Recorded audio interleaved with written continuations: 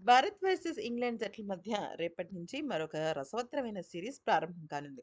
ఫిబ్రవరి 6వ తేదీ నుంచి అంటే రేపటి నుంచి టీమిండియా వర్సెస్ ఇంగ్లాండ్ మధ్య వన్‌డే సిరీస్ ప్రారంభం కాబోతున్న వేళ 3 వన్‌డేలలో టీమిండియా అలాగే ఇంగ్లాండ్ జట్లు తలపడబోతున్నాయి. ఇప్పటికే ఇంగ్లాండ్ జట్టుపైన టీ20 సిరీస్ గెలిచిన టీమిండియా 4-1తో మంచిగా ముందుకు సాగుతున్నాయి.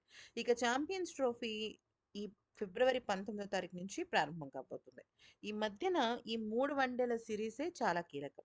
ఇక రేపటి నుంచి ఈ టోర్నమెంట్ ప్రారంభం కాబోతున్న సమయంలో నాగపూర్‌లోని విదర్భ స్టేడియం అసోసియేషన్ స్టేడియం దీనికి వేదిక కానుంది. భారత కాలమానం ప్రకారం ఈ మ్యాచ్‌లన్నీ కూడా మధ్యాహ్నం 1:00కు ప్రారంభం కాబోతుంటాయి. అంటే మధ్యాహ్నం 1:00 సమయంలో టాస్ ప్రక్రియ ఉంటుంది.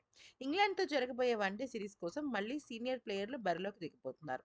కెప్టెన్‌గా రోహిత్ శర్మ అలాగే ఇంకా చెప్పాలి అంటే సీనియర్ ఆటగాడు విరాట్ కోహ్లీ, జడేజా వీళ్ళందరూ రంగంలోకి దిగుతున్నారు. అయితే ఈ సందర్భంగా రోహిత్ శర్మకు చాలా పెద్ద ఘోర అవమానం జరిగింది. వన్‌డే జెర్సీలో టీమిండియా ప్లేయర్లందరూ ఫోటోలకు పోజులు ఇచ్చారు. టీ20ల కంటే ఈ జెర్సీ డిజైన్ కొత్తగా ఉంది. అయితే కొత్త జెర్సీ ధరించిన వారిలో టీమిండియా కెప్టెన్ రోహిత్ శర్మ లేడు. దీంతో రోహిత్ శర్మ ఎక్కడ అంటూ సోషల్ మీడియాలో కామెంట్లు పెడుతున్నారు క్రికెట్ అభిమానులు.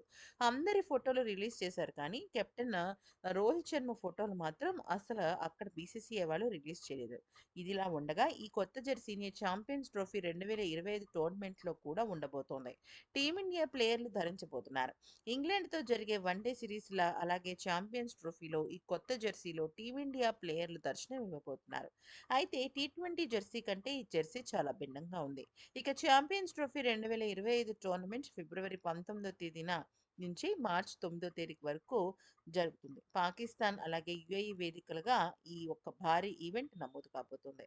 అందరి ఫోటోలు ఉండటం, రోహిత్ శర్మ ఫోటో లేకపోవడం నిజంగా బాధాకరమైన విషయం అనే చెప్పొచ్చు.